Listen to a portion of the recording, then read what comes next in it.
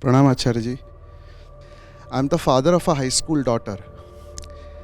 The pressure that she feels is that some of the other girls are more better in, I'm unable to come up with the word adaएं. If I do not know what kind of highness is possible, then any kind of lowness will become the gold standard for me. The danger is very real. Some Pari will become her idol. I want to be like Pari. And then she'll drop her dancing, her sports, her recitation, her poems, her elocution, her passion, everything she'll drop, and she'll just start chasing boyfriends so that she can stand up to somebody like Pari. I call these nodes of evil. They are not too many, but they are highly influential. Pranam Acharya Ji. I'm the father of a high school daughter, and I have just one daughter. And probably I have tried to raise her exactly on the lines that you have always told me. She's very good at studies. She is a fantastic dancer. She completed her Arangetram and graduated in Bharatanatyam already. She is in her high school basketball team. She knows how to play musical instruments. She wins poem competitions every year in her school and amongst all the regional school districts. And she was recently selected into one of the top high schools by clearing an entrance exam. And you won't believe the pressure she has, because in the school that she was selected, there are more girls than boys actually. Okay, so the ratio is a little skewed. And the pressure that she feels is that some of the other girls are more better in, I'm unable to come up with the word adaएं, that that the other girls have boyfriends in there, but she is more focused in all of that thing. And how do I convince my daughter, or I would say, how do I raise my daughter so that she doesn't feel that pressure, even though she is doing better in all the life? And second thing is just related exactly to that, is how women are unable to do is, think about it. At the same time when the soccer World Cup was happening last year, okay, everybody was glued only to the men's Argentine cricket team and how Messi was playing, which is great. I'm not against Messi here, okay? But at the same time, the Indian women's cricket team was also doing really well, okay? And nobody was discussing that at all. And I feel sometimes it is not, I feel that women themselves do not watch, whether it is women's cricket or women's basketball or any of the women's sports. The day when women will start watching women's sports and support women's sports activities, they themselves will do well. So, that's that. So there are two questions, one at a generic level and one at a personal example level. That's what my question was. You see, the standards have to be set very high.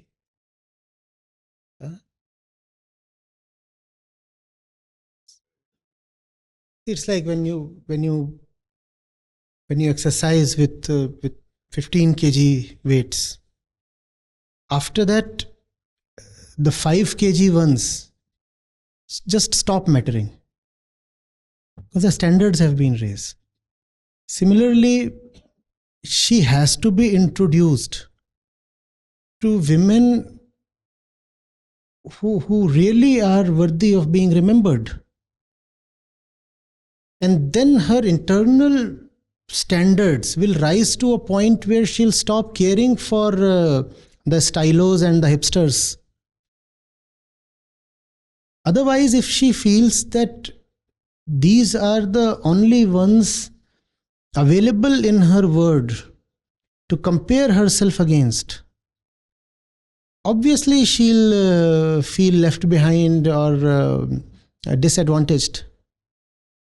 Your standards have to be very, very high, na? And why must you allow your environment to dictate your standards? Let those standards come from books and documentaries and videos and other places. Books primarily. If she, for example, spends an entire week reading the life story of Marie Curie, how after that will she afford to give respect to a certain, let's say, Pari in her class, who is a dimwit from here, but is fantastically regarded because of her body and her style and her dressing and her boyfriends? After you have been with Curie, how will you respect Pari? That's the thing. That's why education is the real thing. Give her real solid role models. And then she will become not just disregardful, but disdainful of all these typical teenagers.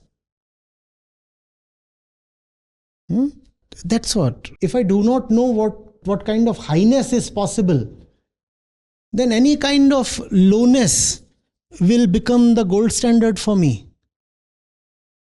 That's why reading is so important. Otherwise, anybody in your environment will come and influence you and boss you from within. And it happens a lot in school and in college. Some local kind of stud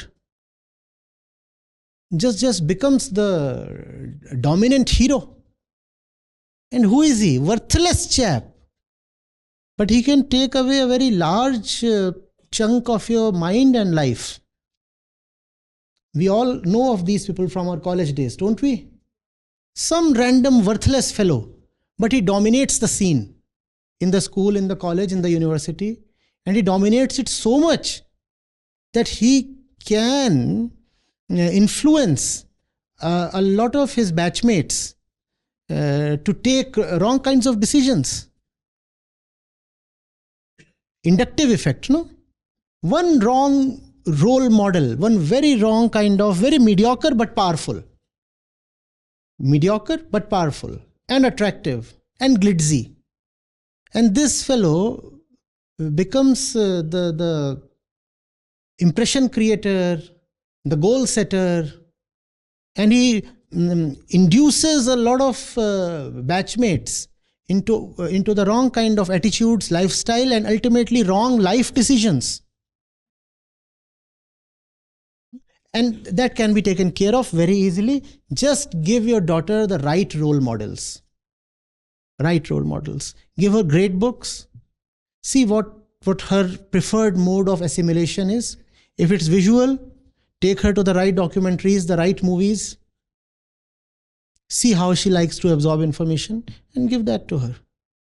And there are just so many names, so many names. We have talked of them frequently even on AP Circle. Women worth respecting, women worth even worshipping. And they exist, they have existed in history. Why must we not take note of them? Why must we not introduce those glorious women to our daughters? But that's not being done.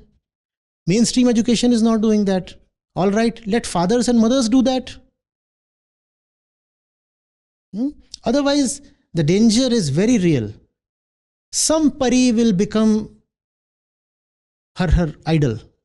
I want to be like Pari. And then she'll drop her dancing, her sports, her recitation, her poems, her elocution, her passion, everything she'll drop, and she'll just start chasing boyfriends so that she can stand up to somebody like Pari.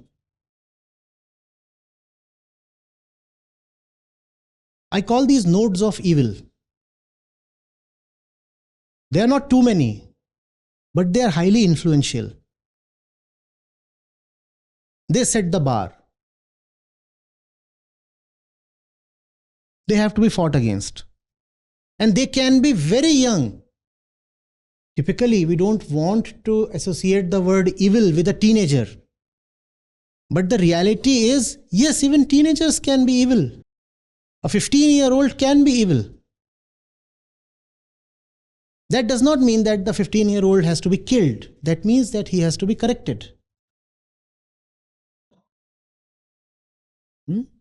Maybe as parents, you and her mother, you need to sit together and first of all figure out who are the names you must introduce your daughter to.